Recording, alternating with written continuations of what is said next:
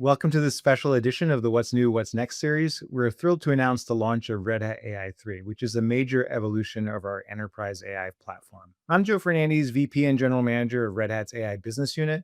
I'm joined today by Stephen Huels, Vice President of AI Engineering and Product Strategy.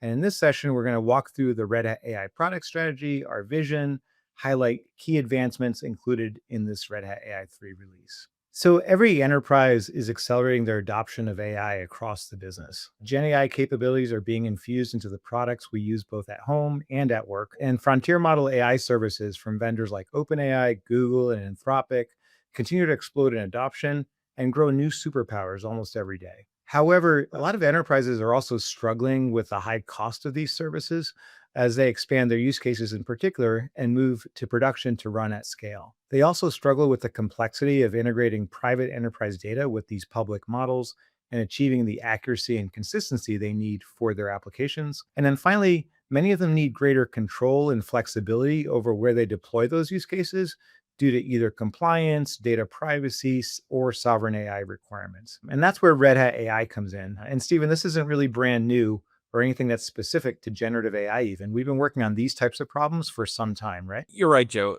The releases we're announcing today are based on the work that we have started 5, 6, 7 years ago with our Open Data Hub project. And even back then, our view was always that the future of AI is open. The goal of the project back then was to bring AI tools into the distributed AI workloads running in hybrid cloud environments. And that later drove the release and enhancements of our OpenShift AI platform. Likewise, our customers' journeys didn't start with the launch of ChatGPT or the advent of generative AI. They've been using AI in some way, shape, or form for more than a decade, whether that was predictive AI, traditional ML, NLP, deep learning, and many others. Today, we bring that all together in our Red Hat AI portfolio, supporting both generative AI and predictive AI ML workloads for enterprise customers, whether they're running in the data center, public cloud, or at the edge, allowing them to target specific accelerators and processes based on the needs of their specific job, application, and activity. Today, we're going to talk about a lot of the new innovations that we're releasing in our Red Hat AI 3 release, including OpenShift AI, RHEL AI, and Red Hat AI Inference Server. These innovations are grounded in the 4 pillars of our AI strategy. And for those that aren't familiar with them, those 4 pillars are: first, fast, flexible, and efficient inference. Second, connecting models to data.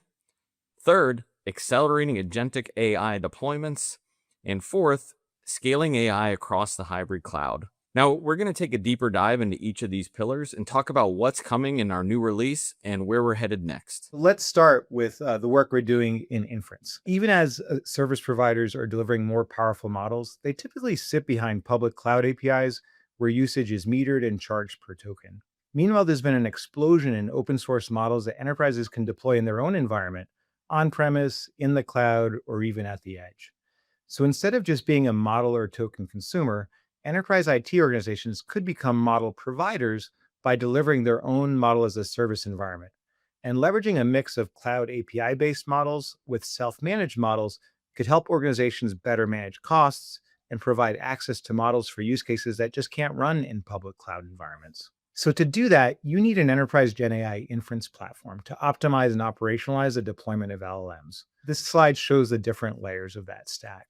First, you need access to accelerated hardware. While NVIDIA leads in this market, there's a growing number of options like AMD, Google, Intel, and more that provide really great alternatives. An inference server is then what enables models to run on that hardware, and VLM has really become the de facto standard for open generative AI inference. Then, in addition to the growing number of models, there's also new and emerging techniques like quantization and speculative decoding to optimize those models for inference.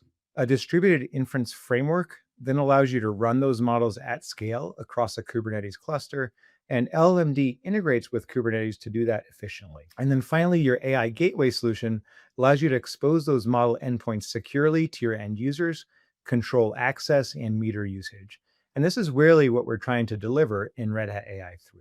So let's start by digging into the Red Hat AI Inference Server. So VLLM is the inference server that's at the core of our platform. And it's really, as I mentioned, become the standard for GenAI model inference in the industry. With Red Hat's acquisition of Neural Magic, we've become the top corporate contributor to VLM, and it's become one of the fastest growing open source projects out there. VLM lets you run a choice of models on accelerated hardware from a growing number of providers. And it's aligned with our strategy: any model, any hardware, on any cloud. And VLM version 1, which is now available in Red Hat AI Inference Server, OpenShift AI, and RHEL AI, provides improved performance, expanded model support, including the latest multimodal models and the latest open source models like GPT-OSS, as well as enhanced hardware support for things like Google TPUs and IBM Spire devices.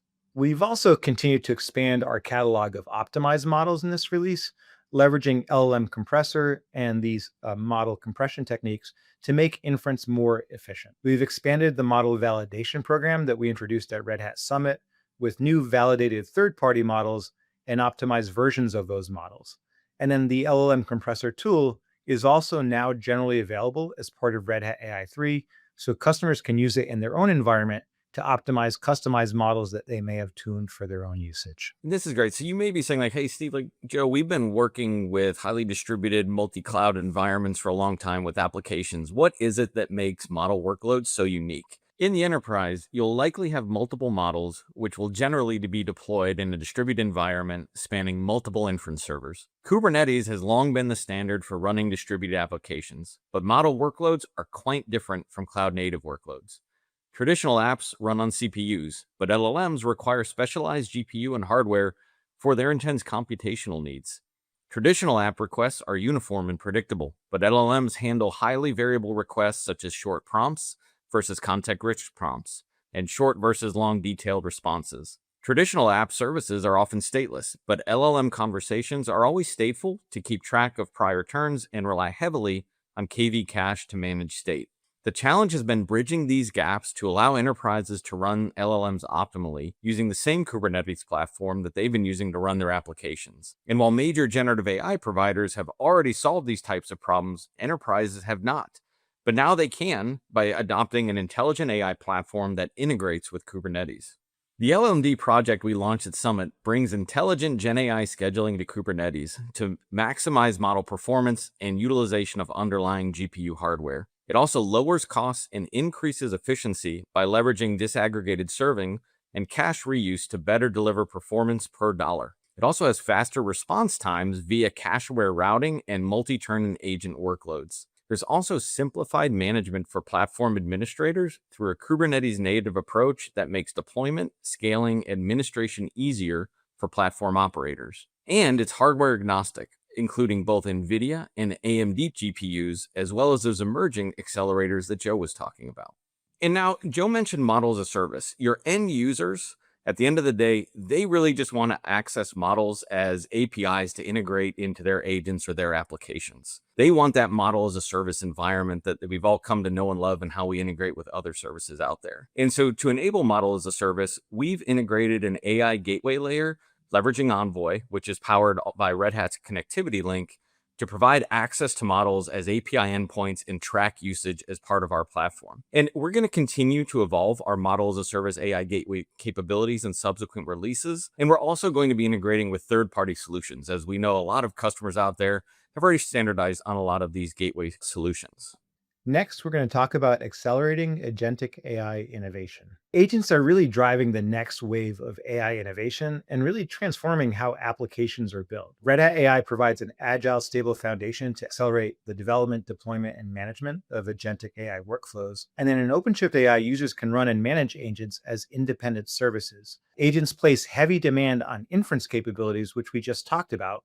And then OpenShift AI will simplify agent deployment by managing LLM inference and scaling, as well as integrating tool calling with MCP. Finally, we provide the flexibility to integrate your preferred agent frameworks, whether that's LangChain, LangGraph, CrewAI, or even if you're just building those agents natively in Python. The Anthropic's Model Context Protocol has really standardized how models work with tools in these agentic applications. Red Hat AI 3 integrates MCP capabilities to standardize tool calling and also helps you manage those MCP servers.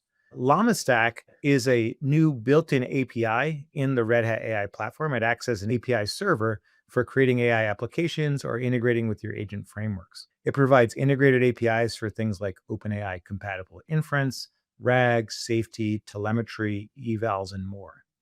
And these standard interfaces allow you to then choose different providers for those API endpoints.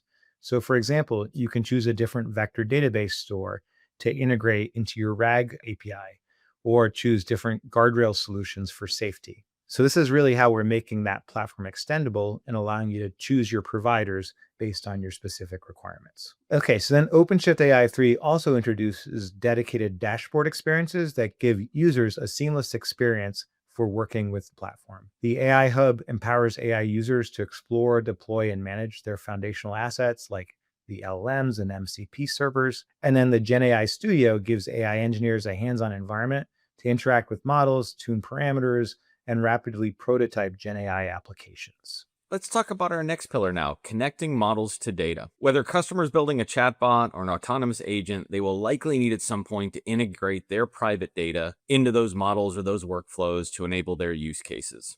And our new model customization approach provides a modular and extensible toolkit, which allows the use of specialized Python libraries that offer greater flexibility and control over each step for the AI engineers. Our data processing toolkit is based on an open source project called Docling. This toolkit streamlines the process of ingesting unstructured documents into AI readable files that are then easy for large language models and other foundation models to digest. Next, we have our synthetic data generation, which is powered by a flexible, reliable, and modular Python framework that uses composable building block components to quickly build high-performance synthetic data generation pipelines with built-in validation, rich monitoring, and seamless extensibility.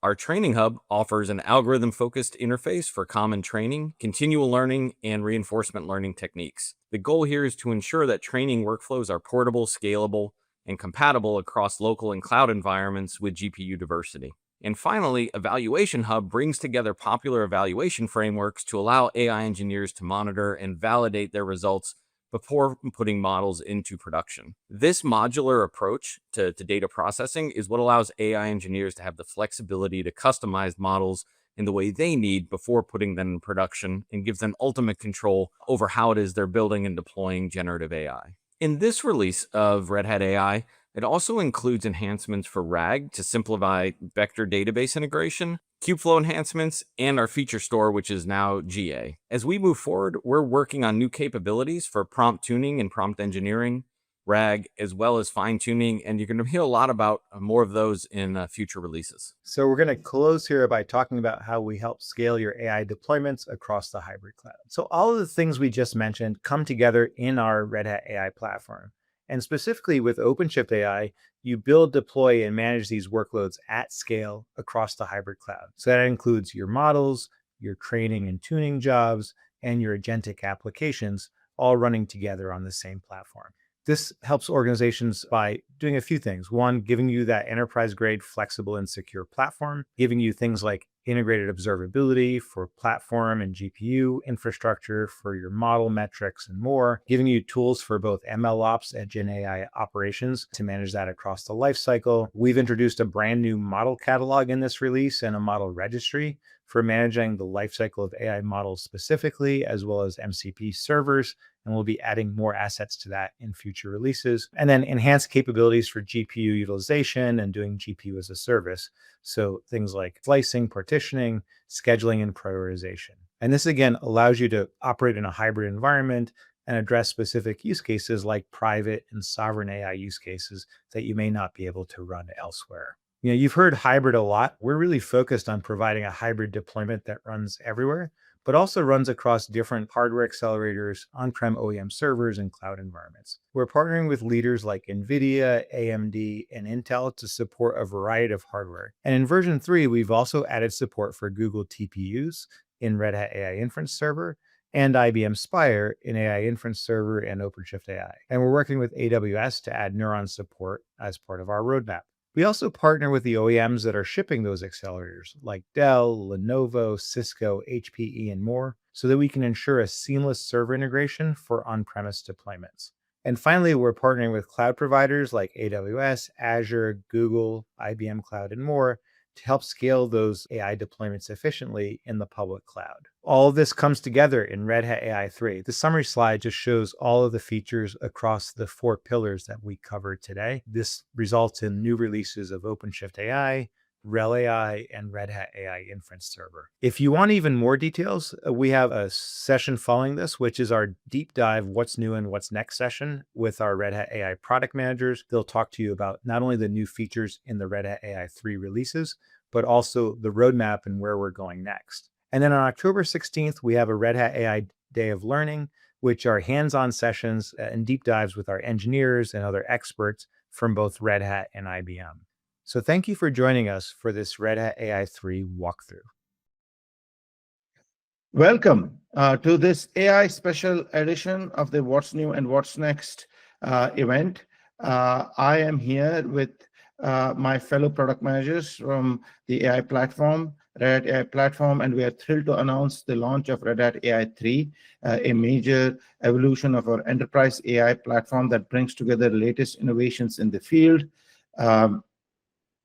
In this session, we'll walk you through our roadmap, and we will have a chance to offer you our strategy also. We do these What's New and What's Next updates in the first half of each quarter. All the slides and recordings are uploaded and are available via that website publicly. Just be aware that this is a roadmap presentation, so any forward-looking statements are subject to change. To accelerate and develop the delivery of AI solutions across hybrid environments for our customers is our mission. These innovations are grounded in 4 pillars of our AI strategy and approach. First one is fast and flexible and efficient inference. The second one is connecting models to data. The third one is accelerating agentic AI deployments. And the fourth one is scaling AI across the hybrid clouds. We're going to go deep dive into each of these areas to talk about what's coming in our new release and where we are headed next in terms of our roadmap. Bringing these awesome capabilities across those 4 pillars to our customers is the Red Hat AI portfolio. Red Hat AI is the umbrella name for our collection of AI products. Starting from the right side of the slide, we began a couple of years ago with OpenShift AI. It's a complete AI platform built on OpenShift that supports the full life cycle from model development and training to tuning, serving, and MLOps or LLM ops for both generative AI and predictive AI use cases.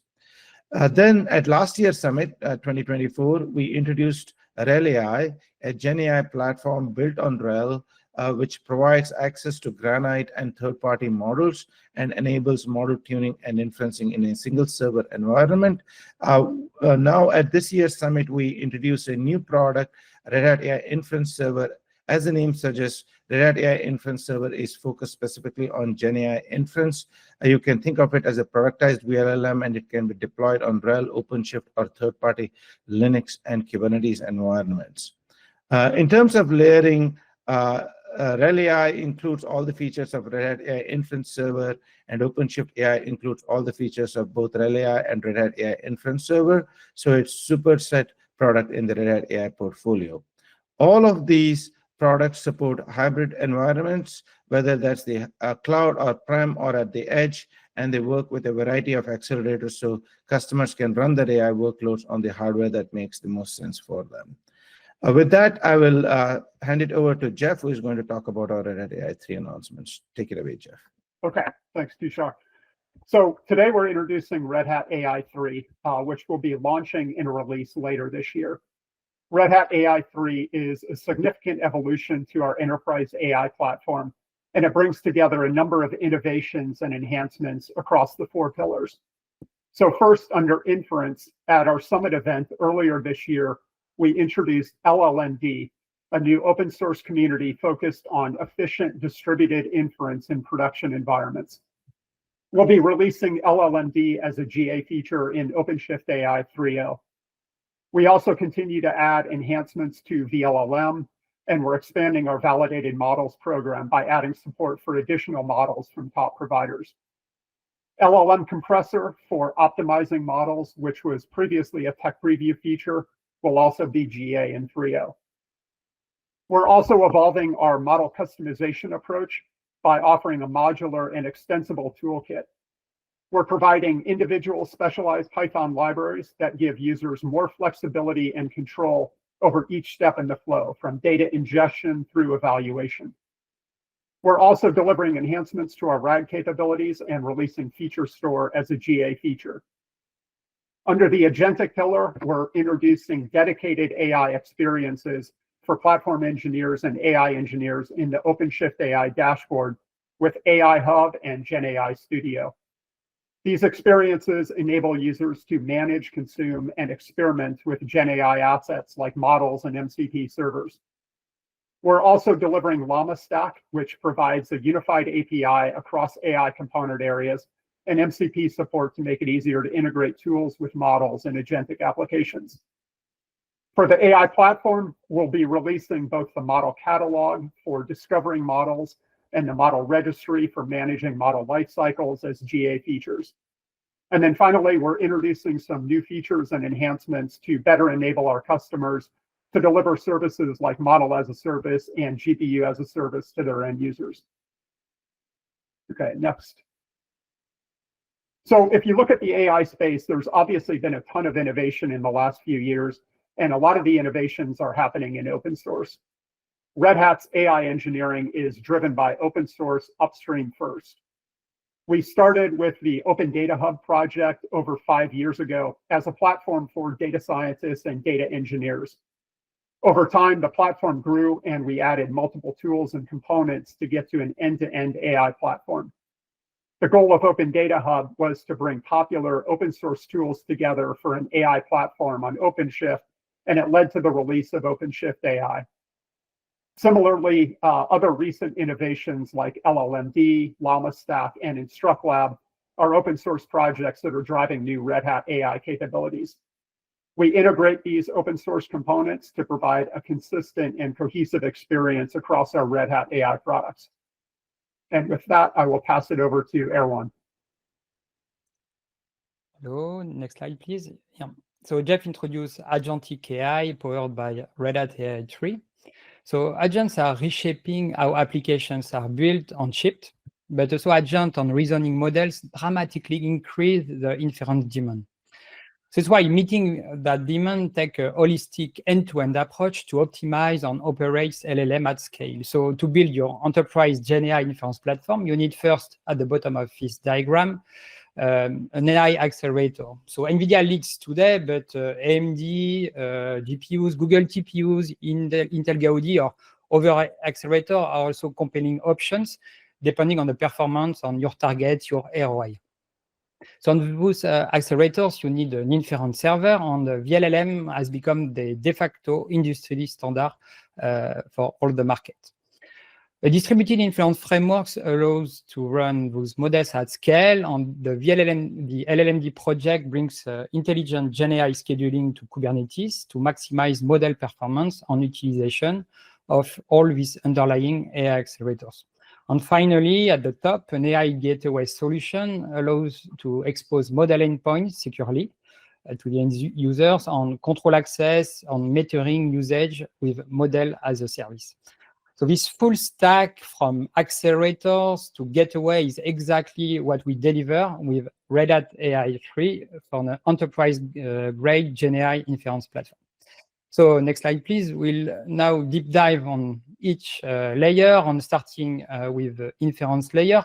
So VLLM includes all the key performance optimizations for all the key models on all the key accelerators. In Red Hat AI, we deliver a fast and flexible inference with VLLM, enabling efficient use of memory, faster responses, and higher GPU utilization at scale. Next slide, please. So speaking of VLLM community on what's new for the previous quarter, so by Q3, VLLM's community on the market traction accelerated. VLLM Upstream delivered more than 10 releases in 3 months with key new capabilities. So first, the VLM project has extended hardware support. So all the Blackwell series were integrated with NVIDIA RTX Pro 6000, also introducing the GB200 on ARM. Also, new plugins were integrated as the Intel Gaudi, IBM Spire, and the community has worked on new plugins also with new accelerator as Rebellion NPU or MetaX GPUs, extending all the accelerator capabilities of the VLLM project. Also, the project has progressed on providing day zero model support. If we look at GPT OSS, Qwen 3, all these models were available day zero with integration in the VLLM project. And also a lot of new models were provided. If we focus just on multimodal support, Gemma 3N multimodal was provided in VLLM 0.10.1, Qwen 2.5 Omni, or the extension of Geo model as Prithvi Geo models. So also the team has continued to work on optimization, and the work was engaged on the new V1 unified engine to re-architect the scheduler, KV cache manager, worker, sampler. So the goal was to provide a simple, modular, and easy code base. And we can see in this diagram, the third column diagram, that now with V1 on the latest release, we have a lower latency and higher QPS compared to V0. So now I will hand it over to Rob, who will talk of model layer. All right, thank you very much, Erwan. So yeah, now we'll take a deep dive into the model layer of our enterprise GenAI inference to get a deep dive on validation, methodology, and then our model and our feature roadmaps. So zooming out on Red Hat AI model validation, there's four main pillars in our validation methodology that we really focus on and really, want to highlight internally and as well as externally. So the first pillar here is model selection and prioritization. And this is ultimately driven by three main factors, the biggest one being customer demand. So as our customers have interest in new use cases and new models as they appear and are released from the largest model providers in the world, we take that feedback in and prioritize it to run our model validation against them. The second leader here is open source market leadership.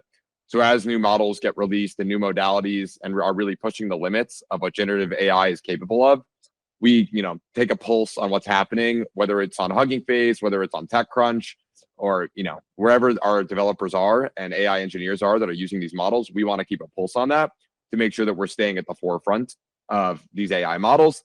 And lastly, strategic portfolio expansion, right? So as we highlight all the key benefits of LLM, as Erwan mentioned, day zero support is a really, really big driver for us. And as modalities and models continue to expand and highlight different architectures, we want to keep up with that pace of innovation and show results to customers. Second main pillar here is enterprise packaging and security. So once we select models, we package these models up as OCI artifacts for RHEL AI, as well as model cars for OpenShift AI. And what this enables us to do is offer a security layer on top of these models. So we do vulnerability scanning on these containers every time we package them up to offer secure models in production. And then secondly, it also gives us more of a controlled view on lifecycle management of models, right? To make sure that the models and the versions of LLM are all matching up. It gives us a way to kind of curate a list for customers. Third, the biggest pillar here that we do is performance and accuracy. So we do rigorous testing and validate these models for performance benchmarking using Guide LLM as our performance benchmarking tool, as well as accuracy evaluations using open source eval frameworks like LM-eval harness across a wide variety of hardware and use cases to offer customers insights into how these models will perform in production, looking at both accuracy and performance. And then finally, these results are published on our internal sales enablement UI.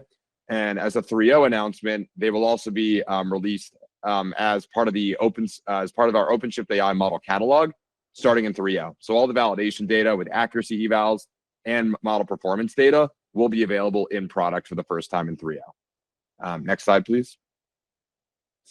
So in terms of what's new and what's next in models, we just released a September batch of validated models, which were validated on Race 3.2.1 and OpenShift AI 2.2.4.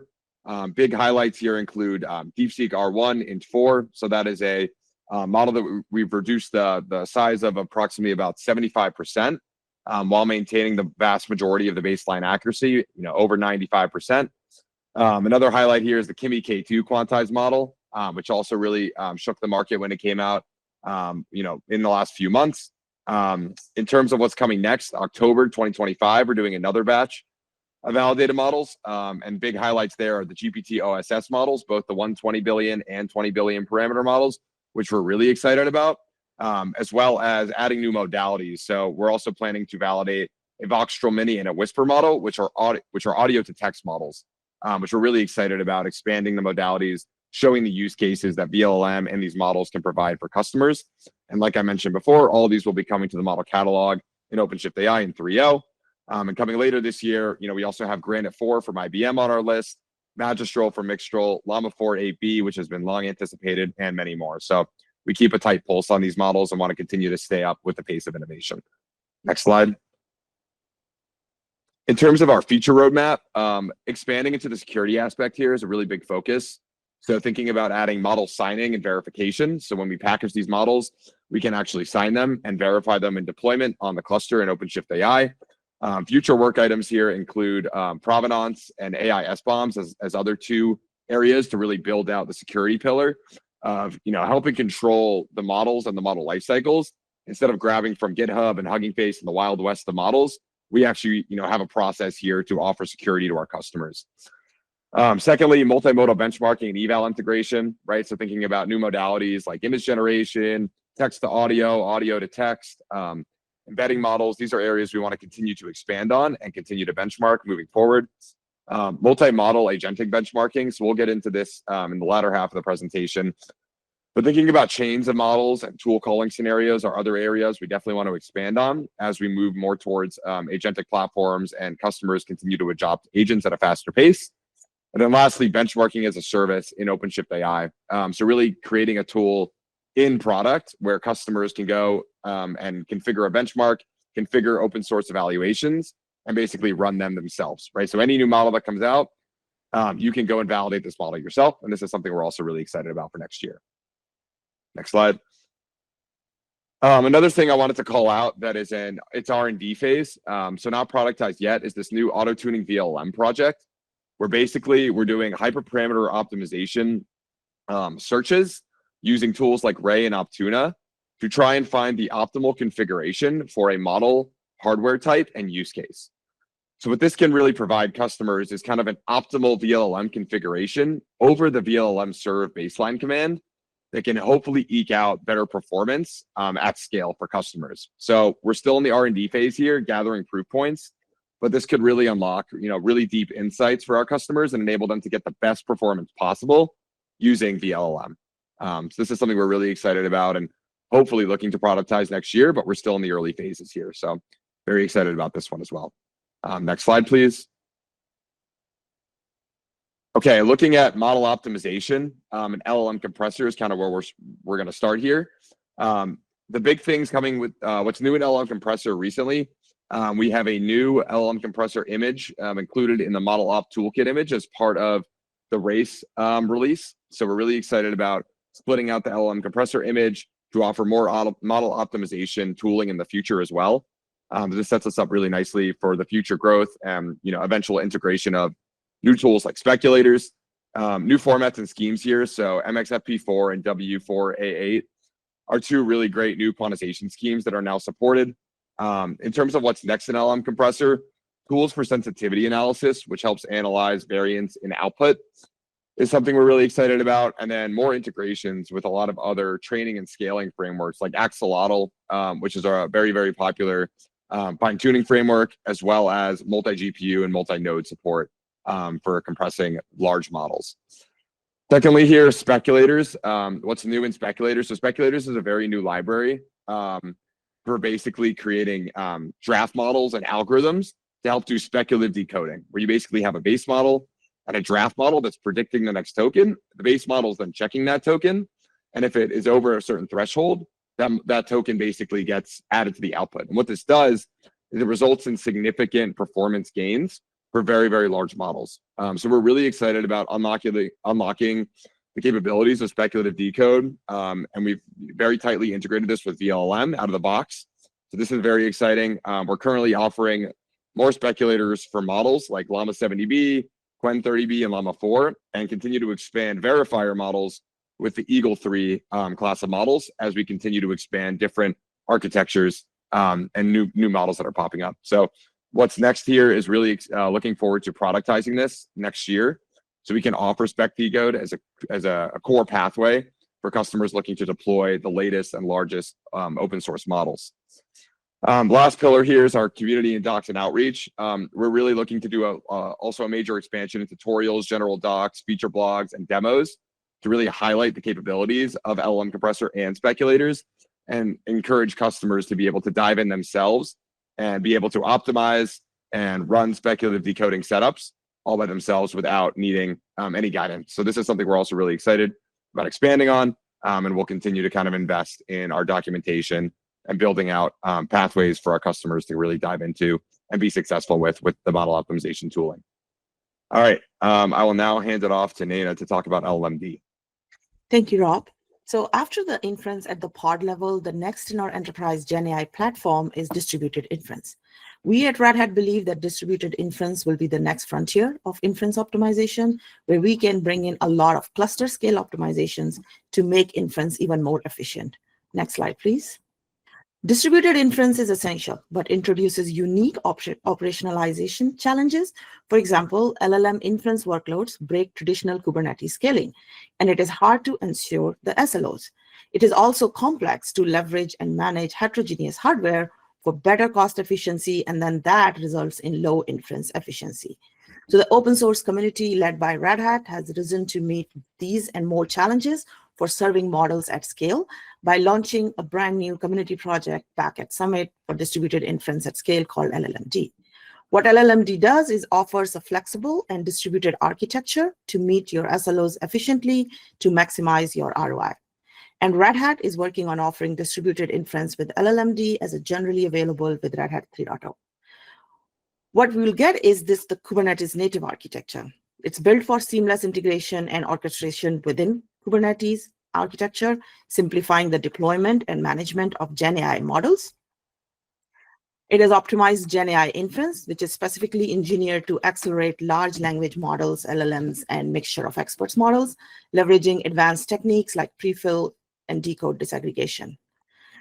There is intelligent resource utilization, which features an intelligent scheduler and distributed serving capabilities to maximize your GPU utilization and in turn reduce inference cost. It is also focusing on high performance and scalability because it delivers the low latency and high throughput inference, scaling efficiently across multiple GPUs and nodes to meet your demanding service level objectives. We are working on providing performance optimization and support for a range of leading AI accelerators that includes both NVIDIA and AMD GPUs. Next slide, please. The focus for our distributed inference with llm-d offering is also called well-lit paths, as they are benchmark solution of choice to reduce risk and maintenance cost. So the first one is the intelligent inference scheduling. This is basically deploy LLMs or GenAI models on VLLM behind the inference gateway to decrease latency and increase throughput via precise prefix cache-aware routing and customizable scheduling policies. The second one is the prefill decode disaggregation, and this is to reduce your time to first token and get more predictable time per output token by splitting inference into prefill servers that will handle prompts and decode servers that handles responses, primarily on large models such as Llama 70B and when processing very, very long prompts. And the third one is the wide expert parallelism. This is basically deploy in distributive manner a massive mixture of experts model like DeepSeek R1 and significantly reduce end-to-end latency and increase throughput by scaling up with data parallelism and expert parallelism over fast accelerator networks. Next slide, please. We are very excited to bring this and more to you with our distributed inference with llm-d. What's coming up next in LLM-d is the optimized autoscaling, in short, for the path to predictive cost efficiency. So we want to treat resource allocation as a dynamic, real-time optimization problem. And we are working on it to ensure that your SLOs, specifically for time to first token and time per output token, are met for every workload class, even as traffic fluctuates. We're looking forward to hearing your feedback on our distributed inference with LLM-d and Red Hat AI 3. Thank you. All right. And after you get all that goodness in the platform, the next question is, all right, how do I get it to my users? Right? And so Models as a Service is a new offering in Red Hat AI 3. Will be in our ROI 3.0 release later this year. Next slide. So Models as a Service is an often requested feature from our customers and the field. And right now, what we're looking to do is give the IT users a way to centralize models. So you're not having multiple copies of models being spun up by different organizations utilizing excess hardware. This is a generative AI focused feature. So this is going to target your GenAI models, not your predictive. And it's going to work on your centralized pool of hardware. So what will happen is you'll come to the console, all the models are there. Developers can just consume what they need to consume and build their applications. They can go to one place, find an endpoint, utilize an endpoint, and you'll be able to quota that user. Next slide, please. I want to highlight the two things in green here. So when users come in, they'll have access to the models that you give them. They'll also have the ability to consume as many tokens as you allow. And we're going to have a chargeback showback system in there for FinOps.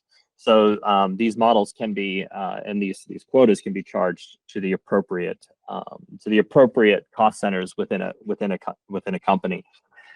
This feature is going to be in dev preview in 3.0, and we're going to be building it out over the first quarter of next year. And we're looking forward to all the feedback that we can get. Next slide, please. And to dovetail with Models as a Service, I want to talk a little bit about what's next in model serving as well. So we're implementing our Kubernetes event-driven autoscaling. That's going to be in tech preview, so KEDA for short. Another piece of optimizing model usage in OpenShift AI is going to be the ability to pause and restart models. Currently, that's not something you can do through the user interface. Right now, you're going to be able to pause the model, release all the resources that model is consuming without having to remove that deployment. And also, one often requested feature from our field is being able to serve directly from PVCs, and that will be in as well. Coming up, you've heard all about llm-d from our colleague Naina, and we're really excited to be able to surface that in Red Hat AI 3. And as well, we're going to be offering some more out-of-the-box solutions for runtimes for traditional ML as well. And with I will hand it over to Jehlum. Thanks, Adam. So I just want to quickly talk about another key pillar of ours, which is connecting models to data. Another way to optimize models is by adding more information, more custom data that is private to the enterprise, to the models. And this is what we're going to cover here. The new model customization approach offers a modular and extensible toolkit. On a supported Red Hat Python index service, we will now be providing individual, specialized Python libraries as packages for faster and rapid experimentation that is needed to build generative AI applications. This offers data scientists and AI experts more flexibility and control over each step.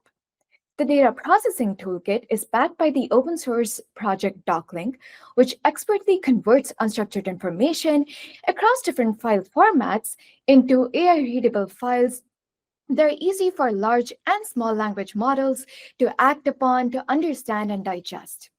The next step is powered by a flexible, reliable, modular Python framework that uses composable building block-like components to quickly build high-performance synthetic data generation pipelines with built-in validation, rich monitoring, and seamless extensibility. Finally, the Training Hub offers an algorithm-focused interface for different LLM training, reinforcement learning, continual training techniques. The goal is to ensure that these training workflows are extremely portable, scalable, and compatible across local and cloud environments with GPU diversity. Next, please. The Red Hat AI Model Customization 3.0 experience allows AI experts and practitioners to be able to adapt methods, orchestrate pipelines, and scale seamlessly without losing the agility to evolve as more innovative techniques emerge and improve. Because these components are so modular, you can use them independently or connect them in an end-to-end manner for a seamless experience. And we will provide you with more and more reusable components in the form of AI pipelines, example notebooks, that both teach you how to use and consume the technology, as well as how to adopt it to your use case, your data, your model, your scale. With these, it's easy to start small, then scale the same workflows into production with Red Hat AI. The experimentation flows typically start with installing the supported packages, building custom notebooks and scripts in a workbench, and the production flow then involves converting these experiments into reusable AI pipeline components, making it really simple and seamless and fast to scale from trying it out in experimentation to production. The result is a more sophisticated path to enterprise-grade model customization experience, one that delivers you the adaptability and the control you need without sacrificing key components like speed, reliability, and responsible AI. Next, diving into each of these components, the first step is always document processing or data preparation for your AI use cases. Docling is our supported solution for data processing. It is the #1 open source repository for document intelligence, and it lets you pre-process and structure your enterprise documents with confidence across different file formats. And it's not just about local experimentation here. With Red Hat's build downstream, Docling will also integrate into Kubeflow pipelines so you can process documents at scale, build custom conversion pipelines, custom chunking pipelines based on your use case, be it you're building RAG applications, different types of structured information workflows or applications as well. And going forward, we're also going to be providing more and more supported examples for use cases like structured information extraction from receipts, invoices, claims, multilingual data processing for Japanese, Hindi, aiming to optimize the performance of the library on GPUs, and more supported ways to do data processing at enterprise scale. Next, I'm going to hand it off to Aditi to talk about synthetic data generation. Thank you. So now that we've understood the model customization experience, you start off with document processing, and the next step in the pipeline is synthetic data generation. Synthetic data generation is everywhere in large language model pipeline. All the foundation models today are built with synthetic data during the pre-training phase. So synthetic data has shifted from a nice to have to being a fundamental, but most teams are still hacking together one-off scripts. That slows innovation and makes scaling hard. And that is why we have built Synthetic Data Generation Hub. Synthetic Data Generation Hub, or SDG Hub, is an open source framework to build, compose, and scale synthetic data pipelines using modular blocks. At its very heart, Synthetic Data Generation Hub uses blocks as its core design and fundamental units. And these blocks can be stitched together into pipelines or flows. These blocks can be LLM powered or traditional, and they are also supported by a growing library of validated pipelines. Teams can compose custom flows from simple transforms to complex multi-stage pipelines. But the real value is moving away from one-off scripts to a reusable open source framework that ensures consistency, repeatability, and customization. So you can build synthetic data for any use case. Next slide. In Red Hat AI 3.0, we'll offer a supported build of the SDG Hub package as part of the Red Hat Python Index service, which Jehlum mentioned, which will allow our customers to run synthetic data generation in a supported way on Red Hat OpenShift AI. SDG Hub is designed now around developer experience with ease of building new flows, observability for the flows, ability to swap a teacher model into an existing flow, that is runtime model switching. We also offer light LLM integration with SDG Hub, which will help developers connect to over 100 model providers without requiring to write custom code for each model provider support. With SDG Hub, we offer pre-built flows, which we call our knowledge pipeline, that enables customers to customize large language models on their domain data with default teacher models. We have a notion of default teacher models with our pre-built workflows, but you can swap it for any teacher model at any time to see what works for your use case. In collaboration with IBM Research Japan, SDG Hub in its latest release also offers a pre-built flow for data generation in Japanese language. So users can build custom flows to generate data in any target language with SDG Hub. In our next release, we will offer another pre-built flow for data generation for testing your RAG system at scale. And as our next milestone, we are researching agent trajectory data generation to enable tuning agent behavior in multi-agent systems. Next slide. So once you have the synthetic data, you want to align your large language model to your domain data, you will move to the next step, which is training.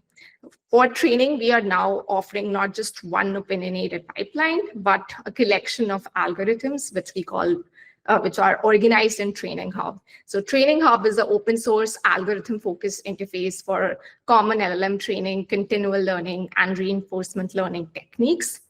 It provides a semantic layer with a stable API. So even as algorithms evolve in upstream communities, the interface remains reliable and easy to use. And most importantly, it gives access to early research algorithms developed by our innovation teams before they are integrated more broadly into upstream projects. With the 3.0 release, Training Hub offers support for SFT from InstructLab training, orthogonal subspace fine-tuning, a new continual learning algorithm, and full compatibility with Lab's multi-phase pipeline. We also offer support for open source models like GPT-OSS, and basically Training Hub will work with any model, but we have done the work to make it available with certain models such as GPT-OSS out of the box. We offer cookbooks and tutorials to help you get started with these training techniques as well via Training Hub. Moving on, I talked about continual post-training quite a lot. I want to spend some time talking more about this new algorithm that we are introducing.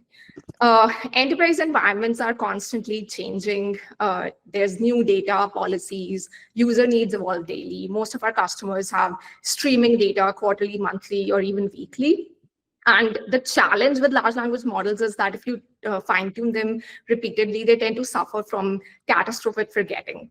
The new knowledge overrides old and performance degrades over time. This is one of the biggest challenges in general in fine-tuning. Existing approaches, they try to work around this. Replay buffers are effective, but they're not available for all the models. LoRa adapters, they freeze most parameters, and as you add more and more adapters, the parameters start piling over time. Model merging can help, but it quickly becomes complex and unsustainable. So in practice, these solutions fall short of enterprise-scale continual learning. That's where our breakthrough comes in, orthogonal subspace fine-tuning, which we call OSFT. Instead of juggling multiple adapters or replay data, OSFT enables a single continuously learning model that preserves prior knowledge while still adapting seamlessly to new tasks. And Red Hat AI is going to be the first to offer continual post-training support on our platform. A lot of cloud providers offer continual pre-training support. We're the first to offer continual post-training support. With InstructLab, users could only train Granite models, but now with this new training algorithm, users can train any model. So what model works best for your use case and your data, you can try out with continual post-training. Next slide. In Red Hat AI 3.0, we'll offer a supported build again for the Training Hub package, and we're aiming for tech preview level of support. And this will be available again through the Red Hat Python index service. Users can try the cookbooks offered by Training Hub directly in a Workbench environment with just a pip install from the Red Hat Python index service. So that will be your experimentation flow. But if you want to run distributed training at scale, we are extending Training Hub with Kubeflow SDK and Kubeflow Trainer V2. The Kubeflow Trainer V2 abstracts Kubernetes from AI practitioners, providing the most easy and scalable way to launch distributed PyTorch jobs.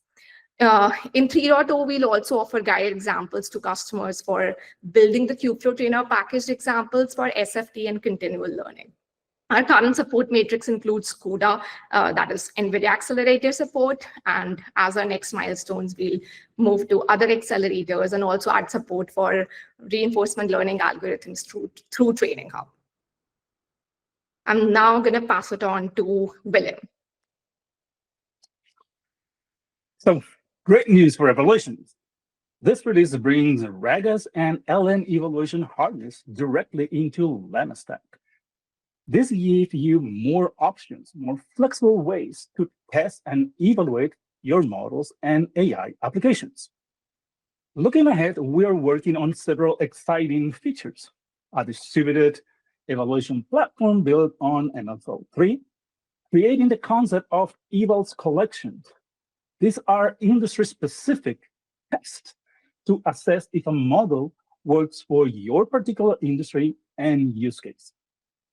We're also expanding safety evaluations and make it easy for you to bring your own evaluation framework. At the end, we are enabling metrics-driven practices for your AI application development flow. Next. Multiple approaches. So in this release, delivers significant improvement to our retrieval augmented generation functionality. We have simplified vector database integrations, making them easier to set up while improving the retrieval accuracy across the platform. To ensure optimal RAG system performance, we have integrated RAG's evaluation framework to support both local and remote distributed deployment options for flexible testing environments. For future releases, we are working on a new prompt tuning and engineering capability. These updates will help you get even better results for your RAG and GenAI applications. Next. So how does that RAG work for or with Llama Stack? Well, Llama Stack make it really easy to get started with RAG. We provide OpenAI compatible APIs, so you can either use our new AI playground, stay tuned, or simply point your existing RAG application, any framework, to your local Llama Stack instance, so no need to rewrite anything to benefit from this. This means you can keep using what you have already built during your proof of concepts and immediately take advantage of all the enterprise features and capabilities we provide. It is a smooth transition that protects your current investment. Under the hood, Llama Stack works with both local and remote vector databases and handles all the communications with your inference provider, either for responses or embedding endpoints. And here's a bonus. When you use the Llama Stack client libraries, you get access to server-side hybrid search, which gives you even better retrieval performance by combining semantic and keyword search. Next. What's next for RAG then? So, because we're not stopping here, there's a lot more coming. First, we are expanding our server-side re-ranking options to give you even better results. We're also working with our partner ecosystem to support enterprise remote vector databases while continuing to add support for popular open source database options. We are also working on some exciting integrations for future releases, where we are collaborating directly with popular open source frameworks to build native Llama Stack support right into them. So instead of rewriting your application, you just need to update your provider configuration and automatically get access to all the powerful features that currently are only available through the Llama Stack client library.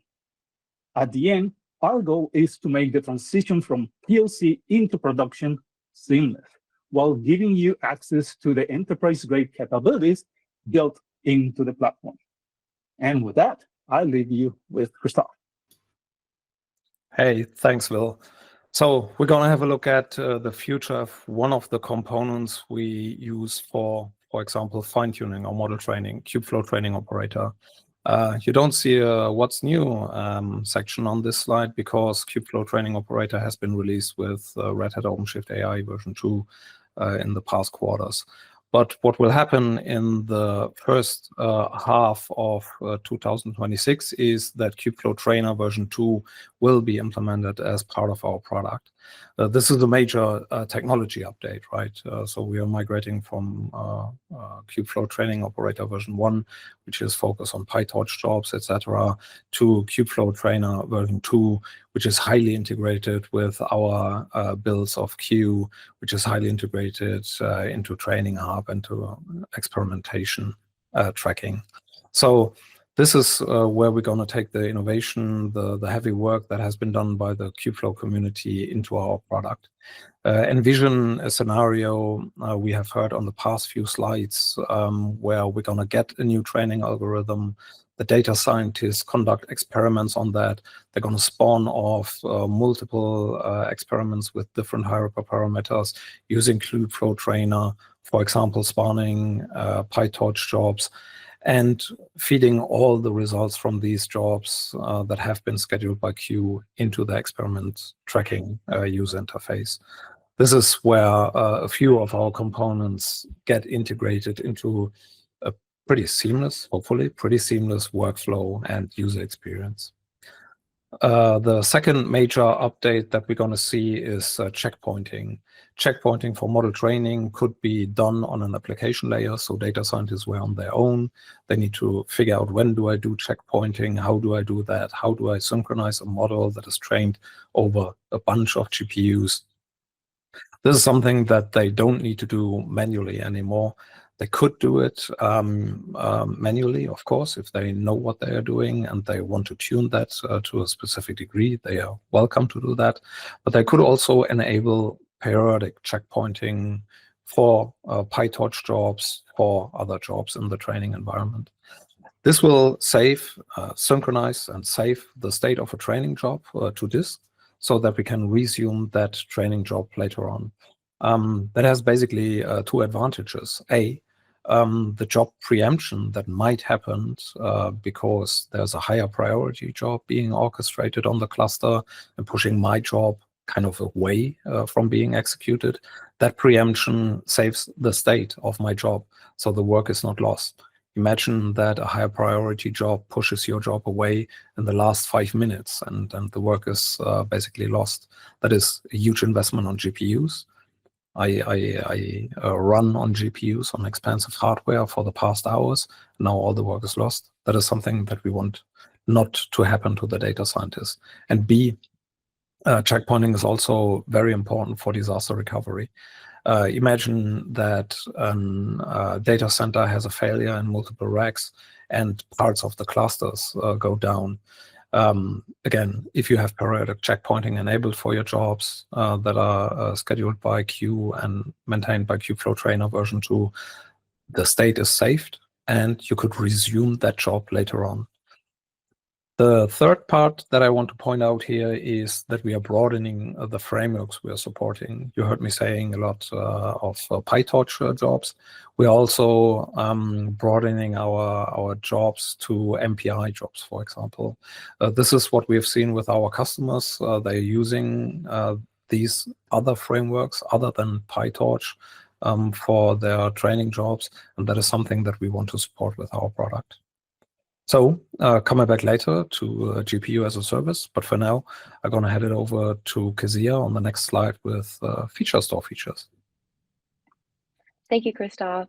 So currently in tech preview, Red Hat AI Feature Store is going GA using the open source product Feast. This will be a solution for handling machine learning data for an end-to-end solution. So this will bridge between models and data sets. This store holds individual independent variables that serve as inputs for machine learning systems that are called features. And these features are aspects of a problem that we want to predict results for. So for example, users will be able to build applications for financial fraud detection, product recommendations, and dynamic pricing. So Feature Store will deliver 3 major benefits targeting consistency, velocity, and governance. So for velocity and reuse, by centralizing these features, data scientists can stop rebuilding the same logic. So this will drive collaboration, speed up development, and allow models to be deployed faster. And for consistency, the store is engineered to serve the exact same features for both training and real-time inference.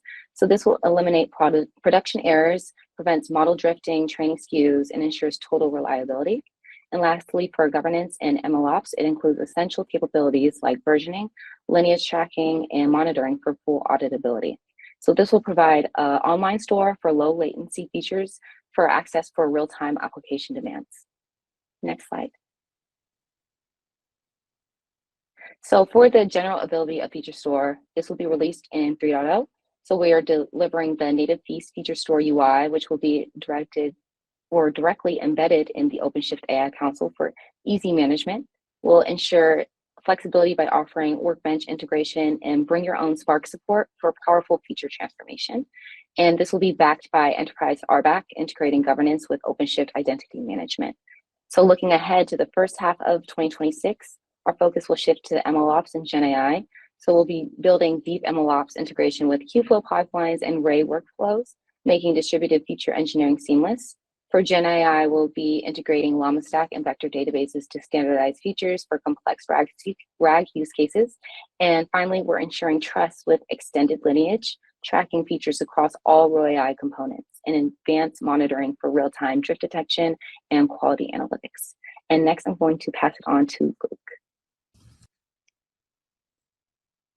Thank you, Kezia. Hi, everyone. I want to introduce you to ITS Hub, our new library for inference timescaling, which will be available as a developer preview in Red Hat AI 3.0. Inference timescaling refers to methods that improve a model's accuracy without retraining. It does this by applying extra compute at inference time. With ITS Hub, we're providing a unified open source SDK that plugs into any OpenAI compatible endpoint. On the right, let me show you why it matters in practice. Here's an example from TalBench, which is a benchmark that simulates real user interactions with agents. In this case, the agent needed to cancel an order. Without inference time scaling, it made the wrong tool call and failed. With inference time scaling, the agent evaluated multiple options and was able to select the correct tool call. What's next with inference time scaling? We're looking to continue to integrate it into the Red Hat AI products. We're extending these techniques into SDG Hub to help power synthetic data generation, and we're expanding support for popular agent frameworks. For us, this is just the beginning. ITS Hub is how we're making inference time scaling practical and enterprise ready. And with that, I'll hand it off to Adel to dive into agents. Thank you, Luke. Hey, everyone. Next slide, please. So we're seeing a lot of our customers and even in the wild, people are looking at agents, but they're struggling really to take agents to production. They're looking at things like MCP servers and agentic deployments, but like at the end of the day, there's no standard way of doing that. So our goal at the end of the day is to enable building and deploying and managing trusted enterprise-grade generative and agentic AI. We basically divide those into 4 main focus areas. The first one is we need to define the foundation that we're going to build agentic AI on top of. So we've done a good job with Kubernetes and API machinery in the past with Cloud Native and OpenShift to define API abstractions for workloads, be it deployments, be it stateful sets, be it pods, and so on and so forth. But what is the equivalent of that if you move to the AI world? What if you want to build an AI application on top of standard APIs? This is basically the foundation that we're trying to build and tackle, to expand and expose the right APIs for all AI functions, be it RAG, be it evaluations, being safety, basically any generative AI API needs a foundation, need an API to be exposed across. The second piece after the foundation, we're seeing many attempts and protocols coming up in the wild to help connect AI systems or agentic systems to external worlds, be it tools, being even agents. But again, there is a lot of like fuzziness around how to take these to production, how to expose these set of AI assets, being MCP servers, being agents. How do we surface our partnerships in the ecosystem catalogs? So Red Hat is investing in that space, trying to take these connectors, MCP and A2A or any of the connectors to production and expose those to the world in a reliable and trusted manner. The third aspect of that is the platform. So again, like I keep talking about deployment and taking things to production. So here there are a lot of taking over from DevOps to agent ops practices. So with DevOps, we've mastered the art of deploying AI applications, deploying applications on clusters. But really, when it comes to AI and talking about agents, we're lacking around governance and security, monitoring and evaluations and tracing of all of these AI systems and agents. So this is a focus area that we're going to be investing on.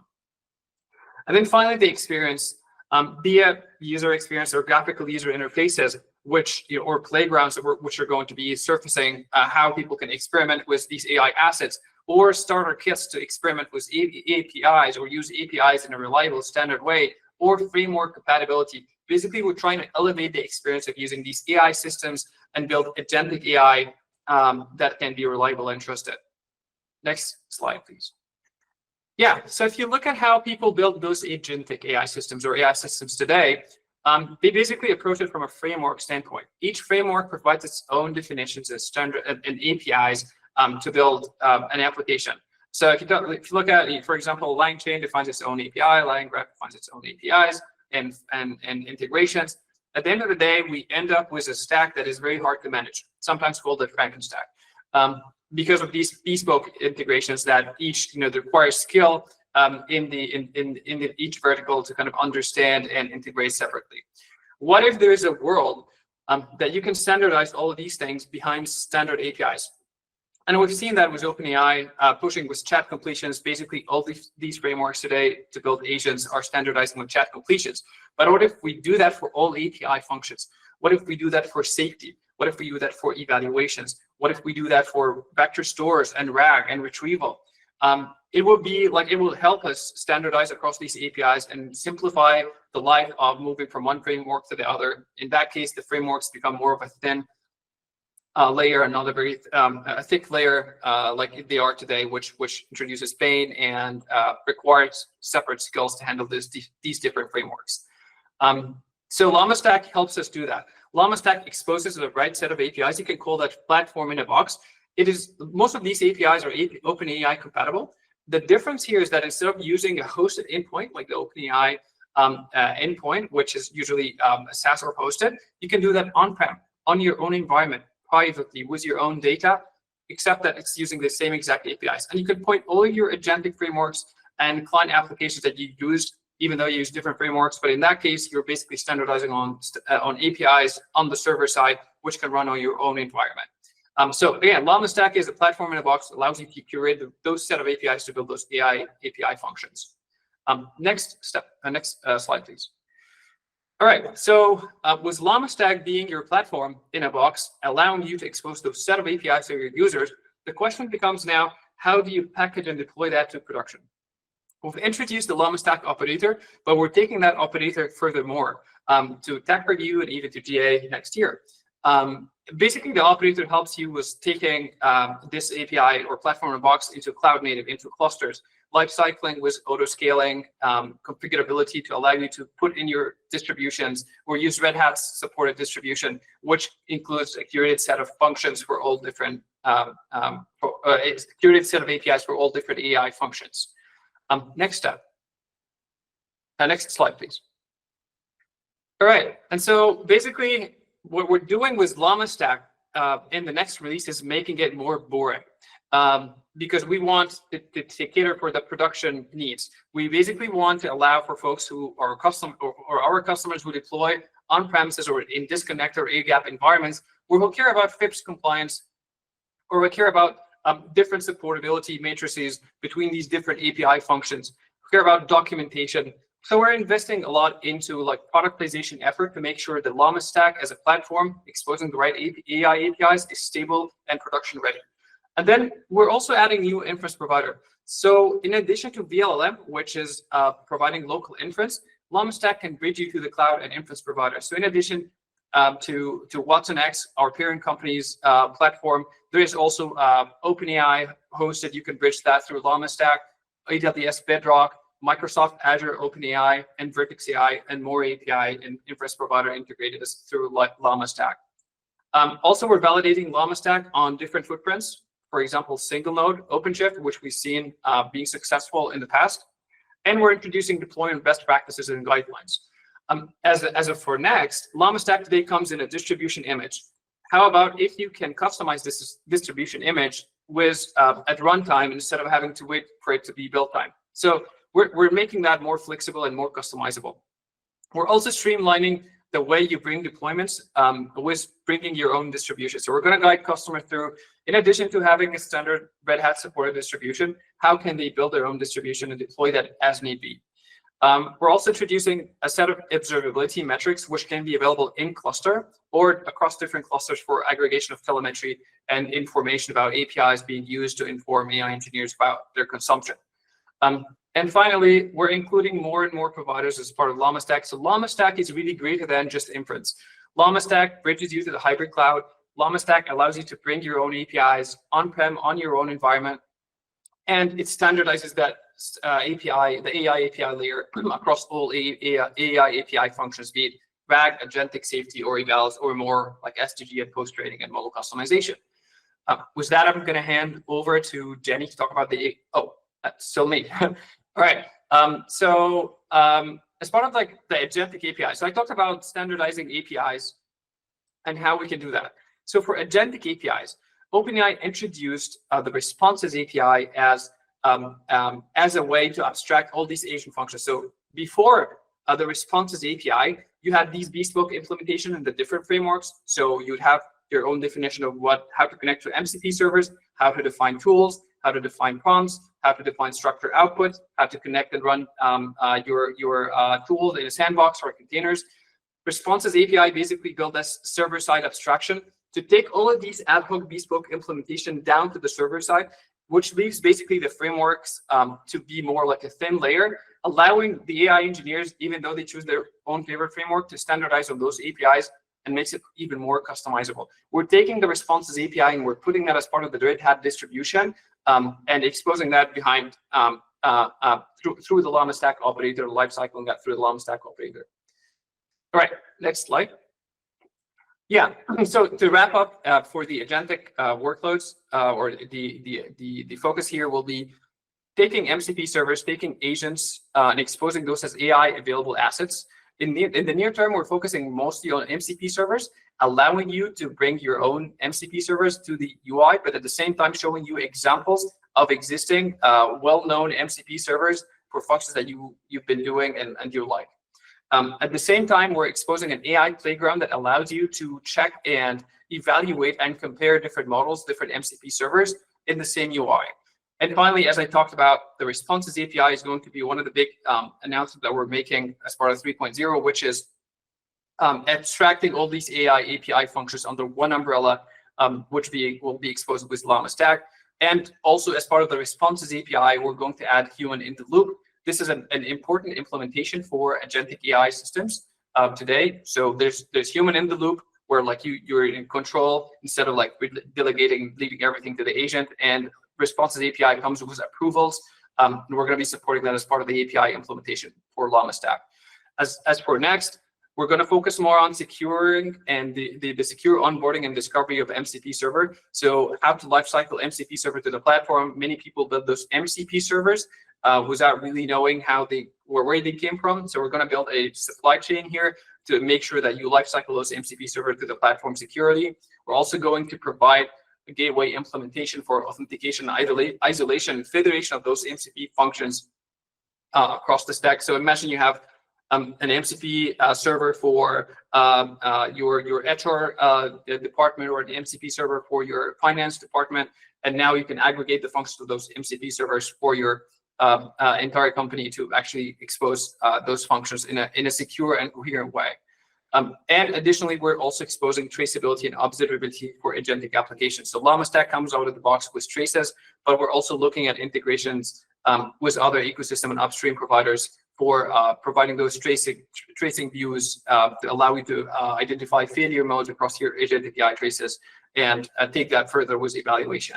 And finally, we're doing compatibility testing with the popular agent frameworks. So you can build your own agent frameworks, but still work with Llama Stack on-prem on your private environment. Things like frameworks like LangChain or LangGraph, or Llama Index or CrewAI, and more. We're going to be expanding that compatibility metrics so that folks can build with whatever tools they want on top of our platform. All right, so handing over this time for real to Jenny to talk about our experience. Thanks, Adel. As Adel has covered, OpenShift AI 3.0 is designed to support the full spectrum of generative AI and agentic workflows.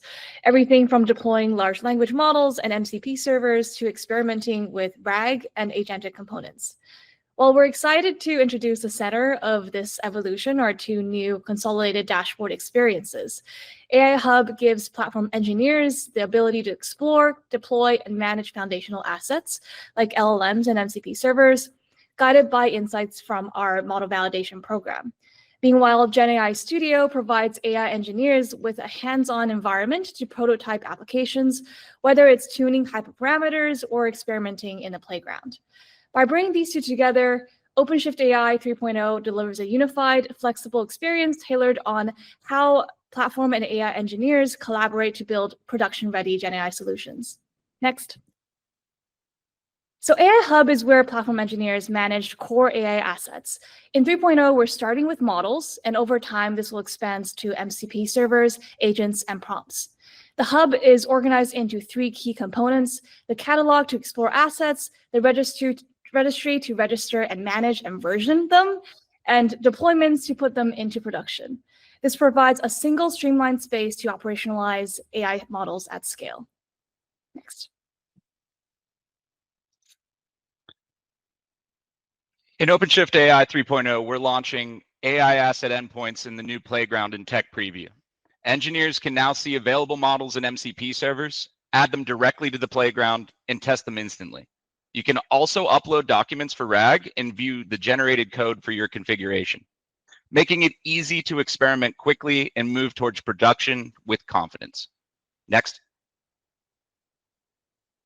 We're also surfacing model context protocol features in this release.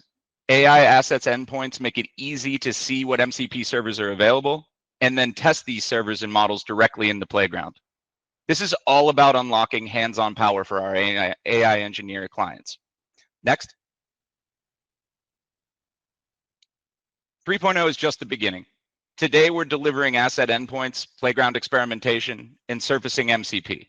Next, in early 2026, the playground expands with tool management, model comparison, and prompt guardrails. MCP gets registry, catalog, and gateway for secure governed discovery with OAuth, RBAC, and certification. Together, these set the stage for trusted enterprise-grade agentic AI workflows. I'll now hand it over to Adam to discuss AI platforms. Hey, everybody. Good to see you again. Next slide, please. So first, our model catalog is going GA in the 2.2.5 release, and will be GA in the 3.0 release as well. Model catalog is a place for customers to have their users explore different models, both from the Red Hat provided models, the Granite models, the InstructLab models, but also everything that is going through our model validation program that Rob talked about earlier will be surfaced here inside of the model catalog. Next slide, please. Model registry. If model catalog is your view of all models that are external to your cluster, model registry are the models that someone has determined is going to be important to your organization. These are the registered models. It is a metadata store to start, and we'll be following up in Q1 of next year to add our OCI layer, which I'll talk about in a sec. Model registry goes live in 2.2.5 and will be GA in the 3.0 release. Next slide, please.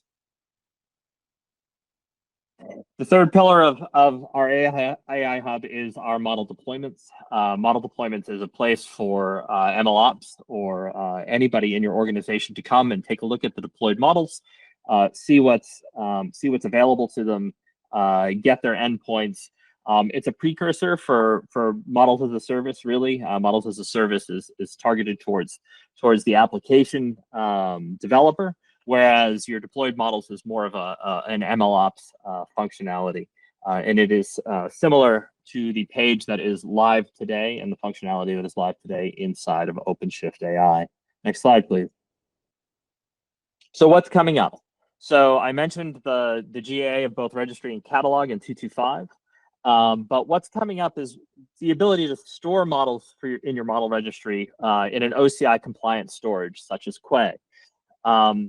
Easily create model cars from registered models. This is something that may or may not be in the tool set of a data scientist. We're looking to build out our signing and attestation story, as well as our provenance and lineage stories through the model registry as well. And then shortly after our GA release, we'll have a connection to external repositories such as Hugging Face.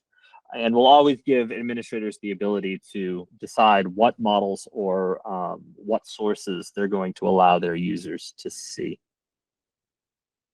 Next slide, please. I'm going to hand this off to Miriam. Hello, everyone. Hopefully you can hear me well. So what's next and what's new in the world of automation? From 3.0 onwards, data science pipelines will be renamed to AI pipelines to mark the focus on GenAI capabilities to complement our current feature set. To really enhance the user experience around pipelines and automation and iteration on the AI lifecycle, we want to leverage what we have learned from our extensive customer feedback. So first, we want to help the AI engineer to go from dev to prod with confidence by enhancing our GitHub support and also providing more flexibility on the architecture. We want to help the AI engineer to be more productive and apply engineering practices to AI pipelines. So what's new, we're gonna let our customers bring their own Argo workflows. We are extending our GitHub support, and we are also contributing new notebook components.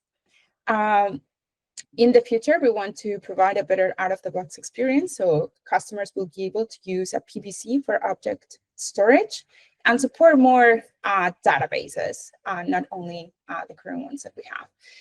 The first one that we have slated is Postgres, but with some architectural changes, we will be able to serve some more. Another thing that we have learned from our customer is to meet the user where they are.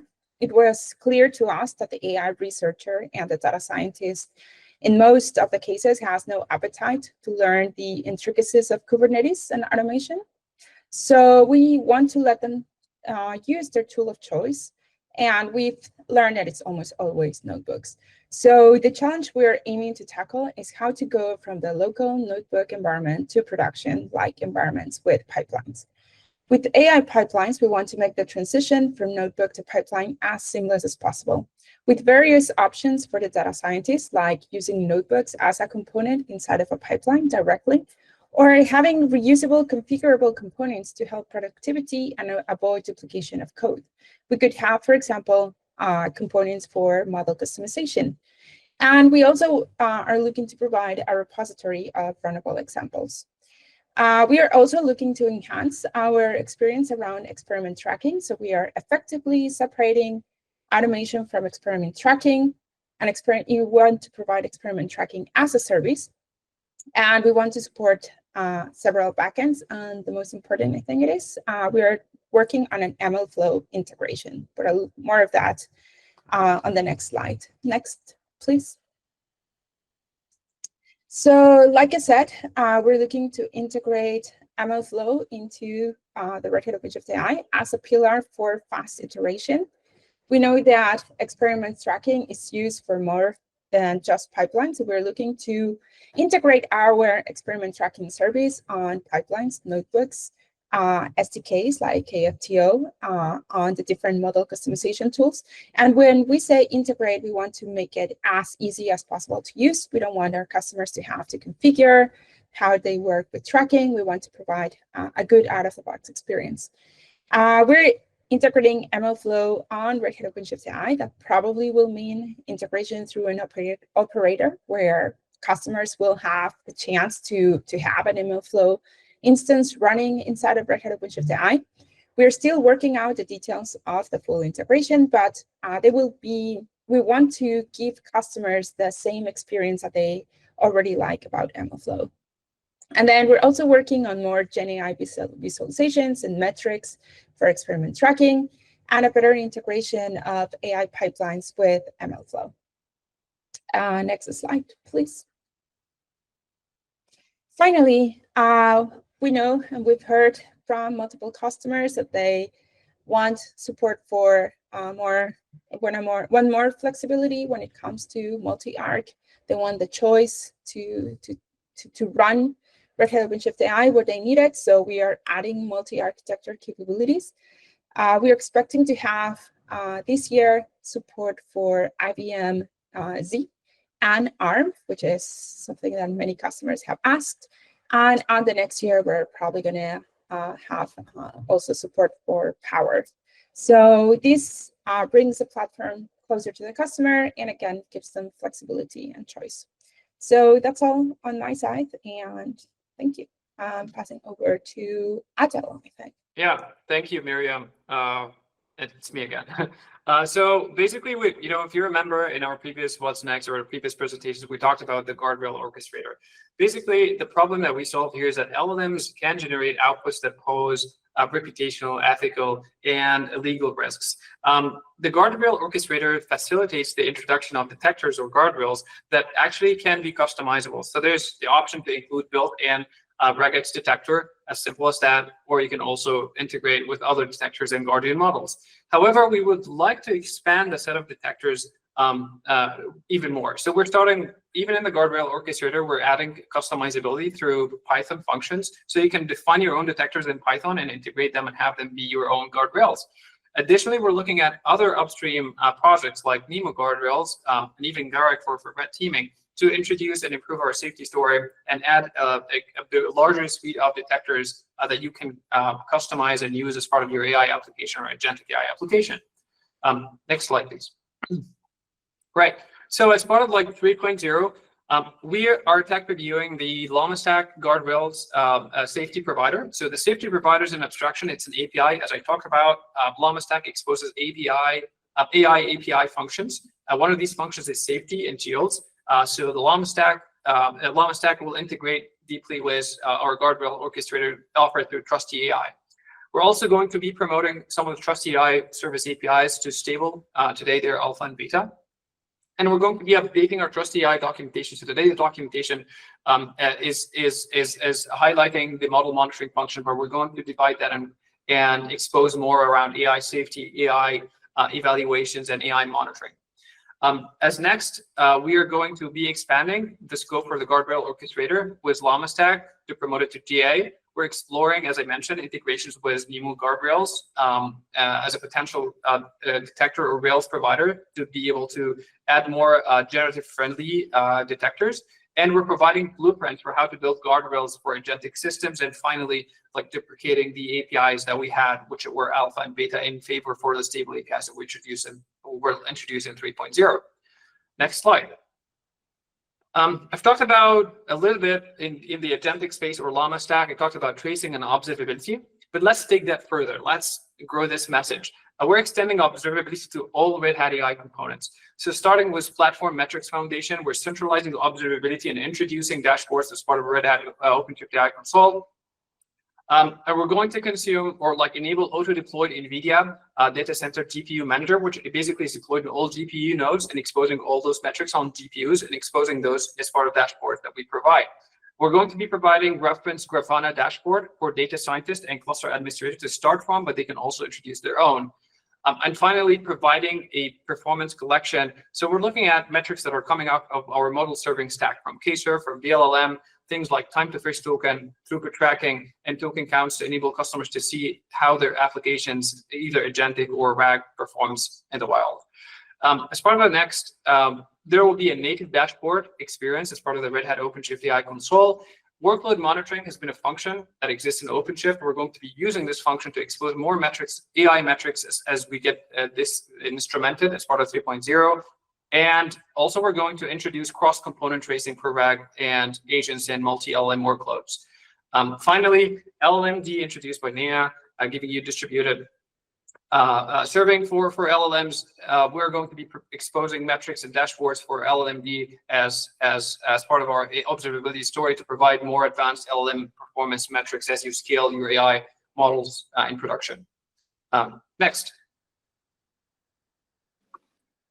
Thank you, Adel. So our team is driving the Kubeflow Notebooks community, leading to major re-architecture we call Notebooks 2.0. So this will solve key pain points for both admins and users alike. For admins, the workspace kind template provides centralized control, and it will be the single source of truth for all configurations, allowing for dynamic updates without recreating entire environments. For users, it'll enable Kubernetes-like management features like edit running workspaces and implementing pause and unpause capabilities. So this will drastically improve resource efficiency and flexibility. And this architecture is designed to handle thousands of workloads, offering improved GPU management and resource tracking. So ultimately, this resolves issues like poor error visibility, limited environment flexibility, making the platform ready to handle massive scale for next generation of AI and ML research and development. Next slide. So in the 3.0 release, we're focused on immediate customer productivity. So this will include Jupyter Lab extensions to assist generation, debugging, and explanation directly within notebooks. This will also include improved container environments with optimized libraries and dependencies for our out-of-the-box notebooks. And finally, intense groundwork for the Notebooks 2.0 architecture upstream. And looking ahead to the first half of 2026, we'll be launching the GA support for our studio images, fully supporting R-based data science workflows in production, delivering next generation notebook experience with superior admin and template management. And the biggest user benefit is on-the-fly reconfiguration, where we can modify resources like GPU allocation without restarting workbench sessions, which is a massive efficiency boost. We are also integrating modern Kubeflow pipelines, authoring with Kubeflow and Kale, and seamlessly connecting development with deployment. And pushing it to Christoph for GPU as a service. Yes, thanks, and hello again. I'm going to talk a little bit about the upcoming features of GPU as a service capabilities within Red Hat OpenShift AI. So we talked about Kubeflow Trainer version 2 coming up next half year, but we also need to focus on Ray as a framework for training, for fine-tuning, for data processing, etc. So the Ray capabilities that we provide by now will be cleaned up.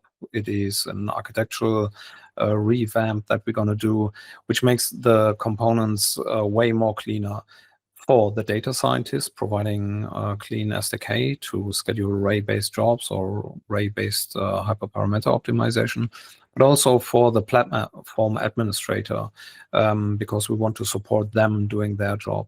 We have seen customer situations where Ray workloads have to be cleaned up manually, and this is definitely something that we do not want for our customers. This is a platform that is all about automation. So Ray jobs, Ray clusters should be maintained automatically. Both Ray, Kubeflow, it's just two of the workloads that we're going to support with Q. We talked about that earlier. Inference workloads will also be scheduled, orchestrated onto the GPU resources. What we have seen with most of our customers is requests for observability. Adel talked about that. We have the infrastructure, GPU infrastructure observability provided by OpenShift itself, but we also want to provide an AI angle to observability. And for GPU as a service capabilities, we not only want to provide the GPU metrics in itself, but also the workload related metrics. Imagine that we have a dashboard that tells data scientists their place in queue. So if they schedule a large job and they are fifth in queue to get scheduled on the GPU infrastructure, maybe they rethink how they configure that job or how they split up that job. So if they chunk into smaller jobs, maybe they get a few places earlier into the queue so that their job gets executed way faster than before. So this is the kind of observability that we also want to provide, not just the infrastructure, but also the workload and workload-specific observability items themselves. Model checkpointing, I talked about that, very important feature. But one of the features that is super high on the demand list is accelerator slicing or GPU partitioning. It has many names, actually. This is where we are trying to explore the capabilities of upstream community. So Kubernetes community is pushing for something called dynamic resource allocation, which is able to provide GPU fractions, shards, partitions, not only for NVIDIA accelerators, as it is supported by now and is supported in Red Hat OpenShift AI 3.0, but also for other accelerators and for other resources on the cluster. This is especially helpful if you might have non-GPU workloads and GPU workloads in your data science pipeline, so that we can really use the dynamic resource allocation of Kubernetes and the workload orchestration features of Q to get these workloads the resources that they need. So all in all, it's a little bit of enhancement for the data scientists, a little bit of enhancements for the platform operators. It is going into the different frameworks and infrastructures like Kubeflow Trainer and Ray, and it is going into observability and dynamic resource allocation with GPU as a service. And that's it from my side. I'm going to hand over to Jenny. Thanks. Thank you. So with so many exciting announcements and new features in OpenShift AI 3.0, I think the question is, how do you actually access and interact with them? And one key way is through the dashboard. So in 3.0, we've unified the end-to-end generative AI experience into a single dashboard. It starts with setting up the platform, then moves on to discovering and evaluating models. And from there, users can customize and promote models for production. We've also added support for providing models and MCP servers, along with a dedicated flow for experimenting with agent configurations and deploying them into production. Looking ahead in the first half of 2026, we plan to bring richer observability features onto the roadmap, which will make it even easier to track performance and utilization across deployments. Each of these flows is designed around the needs of different roles: admins, platform engineers, and AI engineers, so teams can collaborate seamlessly within a single environment. Next, please.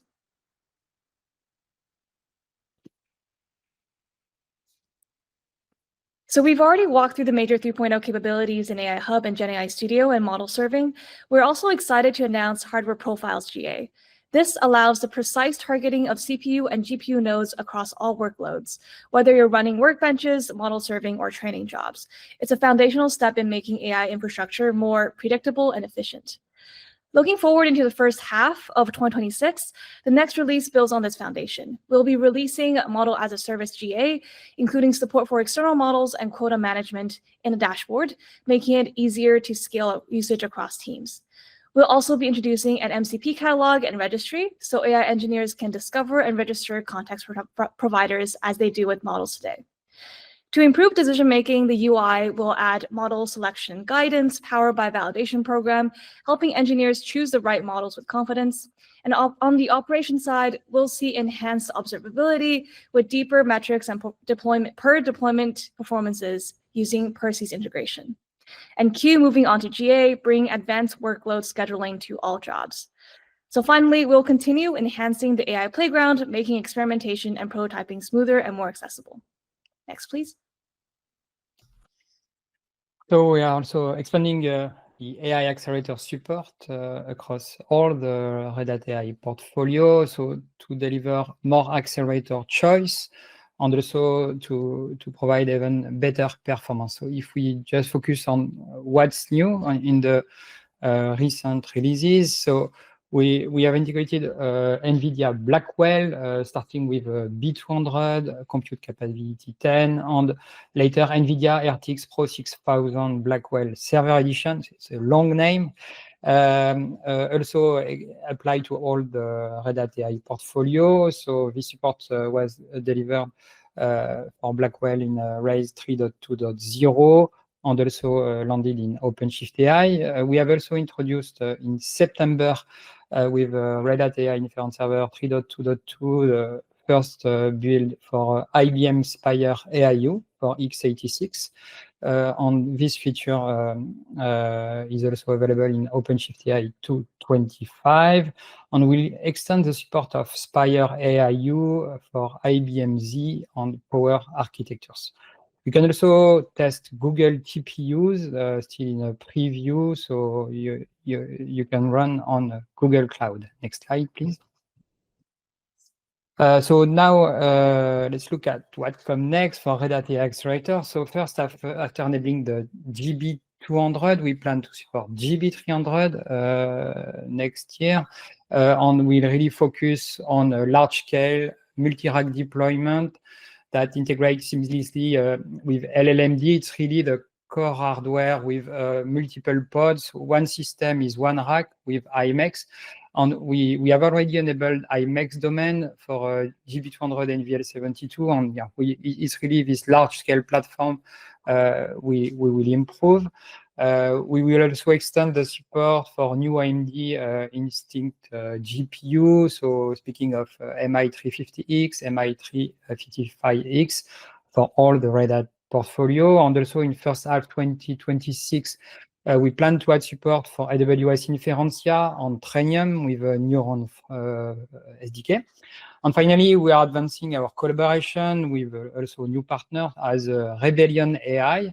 And we are planning to deliver certified inference runtime for the Rebellion AI chip called Atom for beginning of next year. Next slide, please. And so finally, we have released in September Red Hat Inference Server 3.2.2. So I won't go in all the details on every feature. We have also covered some of accelerators. So just focusing on some feature as we plan for Q4 to enhance multimodal speculator on tool calling evaluation. For next year, we want to optimize the long context with context parallel inference. And also we have plenty of hardware coming. We spoke of GB300, but also AMD MI400X is coming. We are also looking to introduce CPU backend for small models. Now I will hand it over to Jeff for the OpenShift AI roadmap. Okay, very good. So this is an overview of the OpenShift AI roadmap. I think we covered all of the 3.0 items already. Then looking ahead to the first half of next year, we'll continue with enhancements and new functionality across all 4 pillars, including llm-d enhancements, additional out-of-the-box model-serving runtime support to enhance coverage for predictive models, model-as-a-service GA, experiment tracking with MLflow, and enhancing GenAI Studio and AI Hub. And I will pass it back to Tushar. Okay, thanks, Jeff. I just wanted to quickly touch upon with Red Hat, our lifecycle. With Red Hat AI 3, we are pleased to also be converging all the 3 products, OpenShift AI, RHEL AI, and Red Hat AI Inference Server to the same releases and release cadences and lifecycle. We'll have the fast release with 1-month cadence and lifecycle, a stable release with 3-month cadence and 7 months lifecycle, and a EUS release with 12 months cadence and 18-month lifecycle, as you can see there.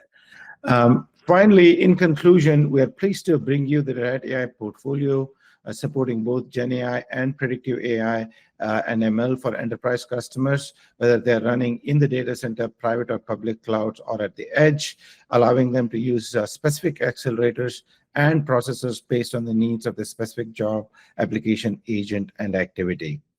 On October 16th, we are pleased to bring you an AI Day of Learning. This is a hands-on deep dive event co-led by Red Hat and other experts. We'll cover 4 critical topics that organizations are grappling with: fast and efficient inference, model customization, agentic AI, and scaling AI across their hybrid cloud environments. The goal is to give you practical and actionable insights that you can take back to your teams immediately. Please sign up for this amazing day of learning. It is free. For additional research on the material we covered today and in the future, these are a handy set of links for our blogs and our interactive arcade demos. The arcade demos I love very much, and they give you a very good quick overview of all our features and capabilities. Finally, if you want to try our products, we have our 60-day trial. So these are our ways to do it. So please try them. I thank you for your time today and thank all the product managers. I know we ran a little bit over time, but I think there was a lot of awesome content. So we're happy for your patience. Thank you, and we'll see you next time.